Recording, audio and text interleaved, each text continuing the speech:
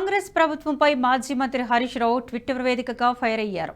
BRS ప్రభుత్వ హయాంలో జరిగిన 7,000 మంది నర్సింగ్ ఆఫీసర్ల రిక్రూట్మెంట్ ఘనతను తన ఖాతాలో వేసుకున్న కాంగ్రెస్ ప్రభుత్వం 4 నెలలుగా వారికి జీతాలు చెల్లించలేదన్నారు. ఎల్వీ స్టేడియం వేదికగా అట్టహాసంగా నియామక పత్రాలు అందించి గాలికి వదిలేసింది తప్ప వారికి జీత భత్యాల గురించి అస్సలు పట్టించుకోవడం లేదని మండిపడ్డారు.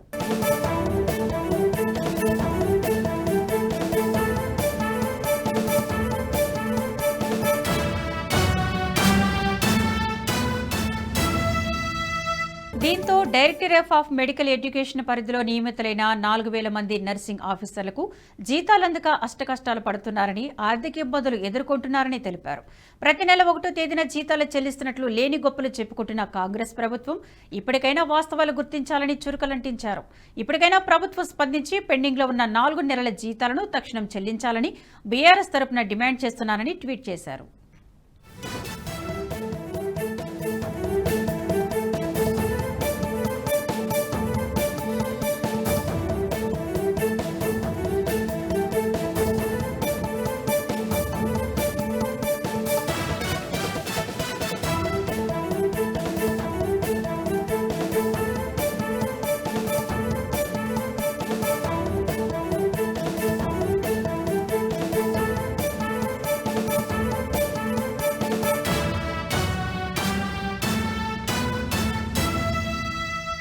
ఈ వీడియో మీకు నచ్చినట్టయితే లైక్ చేయండి, 10 మందికి షేర్ చేయండి. అలాగే కామెంట్ల రూపంలో మీ అభిప్రాయాలను మాతో పంచుకోండి. Nationalist hub group of channels ను సబ్స్క్రైబ్ చేసుకుని తెలుగునాట జాతీయవాద జర్నలిజాన్ని ప్రోత్సహించండి. ఈ వీడియో కింద ఉన్న బెల్ ఐకాన్ పై క్లిక్ చేయడం మర్చిపోవద్దు.